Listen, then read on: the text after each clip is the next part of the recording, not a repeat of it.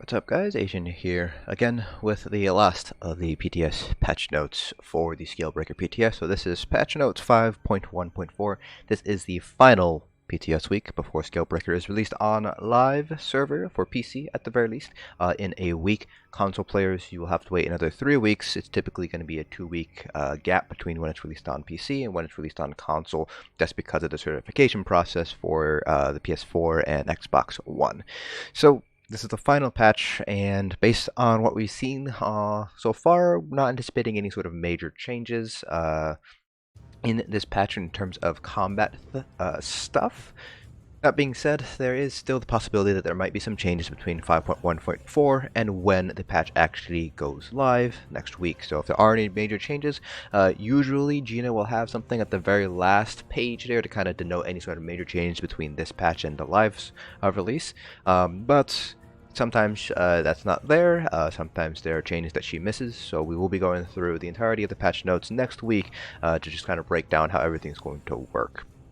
So last patch, so in terms of what have been changes, not that many changes overall. Again, this is kind of the last PTS patch, so at this point it's pretty much cleaning up any last bugs, any sort of last minute changes they want to make.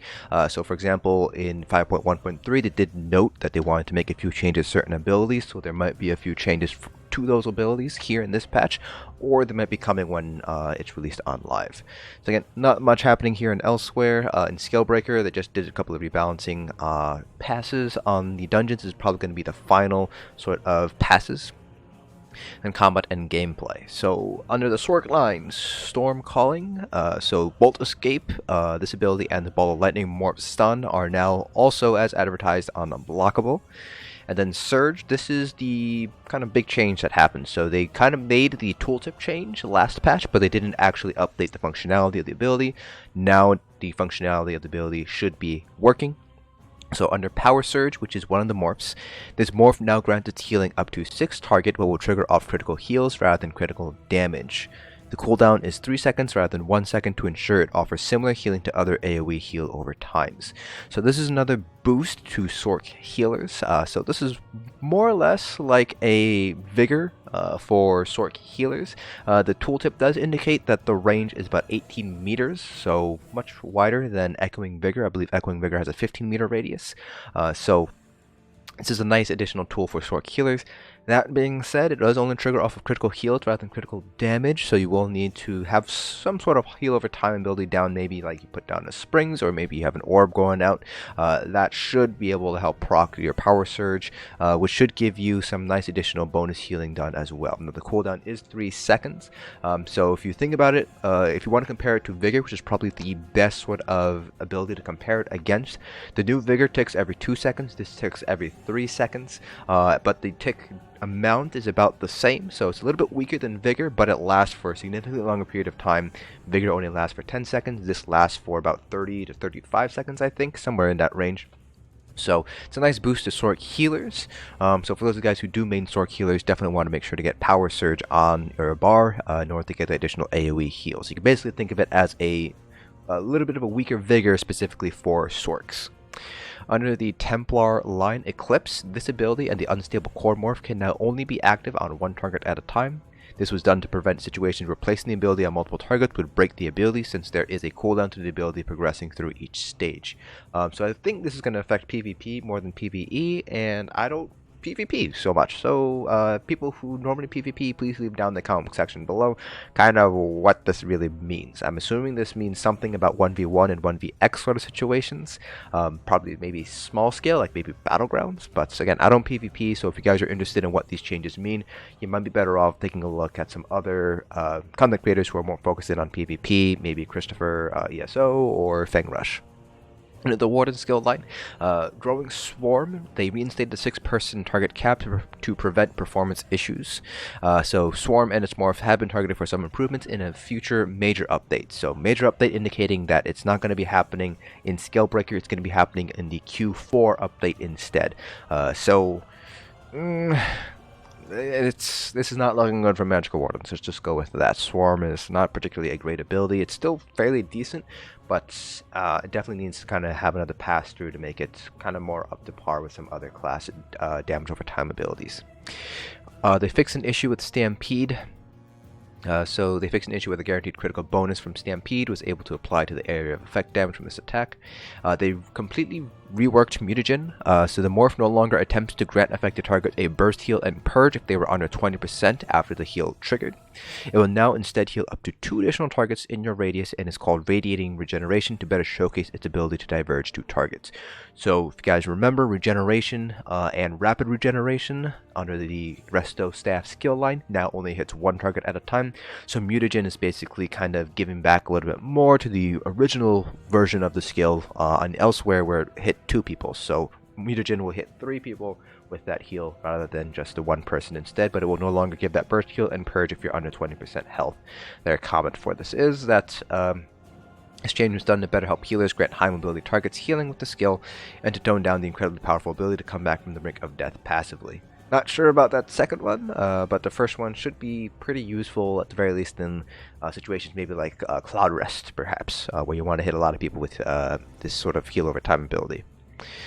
Under the Fighter's Guild line, Ring of Preservation, this morph is now a quote Kiss Curse option that comes at the price of the rune, so it does seem, I'm not 100% sure what they mean by Kiss Curse, but the rune lasts 8 seconds instead of 20 seconds, and they reduce the healing by approximately 4% per tick to retain the same heal per second for the total cast. So it's a little bit of a nerf here. And then under the Alliance War line, they completely changed Vigor. They did mention they wanted to take a kind of re-examination of Vigor, and it seems like this is the patch where they're going through with it. This ability will now once again focus on being an AoE heal over time rather than a single target heal over time. This will result in a cost increase to 2984 from 2295 and a heal reduction of approximately 28% per tick for this ability and its morphs. They reduce the duration down to 8 seconds from 10 seconds. Echoing Vigor no longer ranks up in healing per rank, but instead increases in duration. This will result in 10 seconds at rank 4. Resolving Vigor continues to be single target focus and doubles the frequency with half the duration. So basically what Resolving Vigor means is that instead of ticking every 2 seconds, it ticks every 1 second for 4 seconds and also has a much larger heal.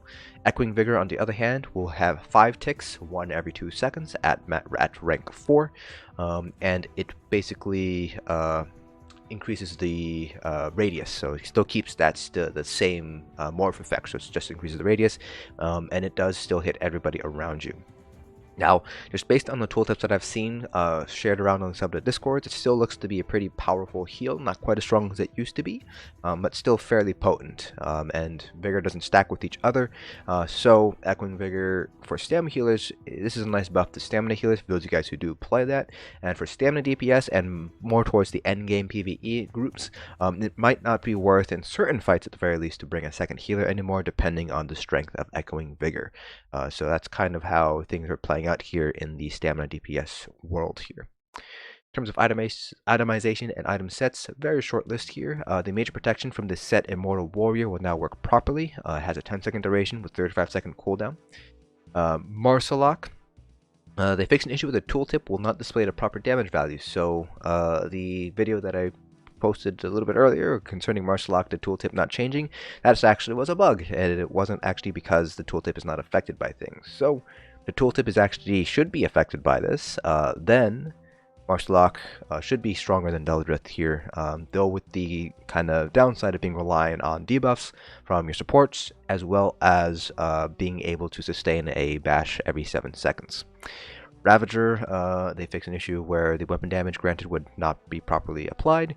And Zen's Redress, they reduced the bonus damage taken per damage over time stack to 1%, and max stacks remain at 5, so a total of 5% additional damage taken from Zen's Redress. So this is still weaker than Infallible Aether, and it's about as strong as Martial Knowledge, but you would need to have 5.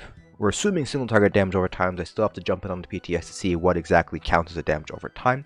We're assuming it's a single target damage over time, so something like Flame Reach or Soul Trap would count, but things like Blockade and Endless Hail might not. So that would, if you're able to maintain those 5 dots, it would be the equivalent to Martial Knowledge. Perhaps a little bit easier to maintain, perhaps not. Depends on single target dots. It is a light armor set, so if you're thinking about putting it on like a Magicka DPS, currently at the very least, you have Soul Trap, Degeneration, and Flame Reach potentially as 3 dots. Some classes are using Fire Runes, so that would be 4 dots, so you just need another 5th dot. But again, it would depend on whether AoE dots do count towards Zen's Redress stacking there. I've already kind of made my point in the previous patch notes video that we were never able to test this set fully in the past 4 PTS weeks, and they still decided to nerf it, so we'll have to wait and see. I mean, I will try to test this out during this week and publish a video kind of seeing, well, these are the dots that do happen to work with Zens and so on. But I don't anticipate this being used at all, even on the Magicka DPS as a support set, just because it doesn't seem to be very strong, especially if the damage over time, only a single target will apply the additional stacks there. Their comments is that it's done to reduce the effectiveness of the set in a group setting. Damage amplification will now properly respect the wearer of the set and should no longer generate strange values or completely fail in some instances. So this does sound like they fixed the bug where it wasn't working. But again, we'll have to test it out in the PTS and see. So that's going to be it for all of the patch notes. Again, link in the description below to the full set of notes if you guys want to take a look at everything that's happened over this past week. We're not anticipating any major changes so far. There might be shakeups. Again, it happened in the past with Horns of the Reach, so it might happen here again. But this is the last PTS cycle, and there were no major changes here, so we're not anticipating any major changes. So I will be using this week to basically go through all the build videos and start to create builds and record them for you guys, so that that way they're released when Scalebreaker goes live. So no build videos until the patch goes live. Just kind of cover my own butt here in case they do make some sort of major changes. But I will start going through the builds during this week, try to get some of those out for next week.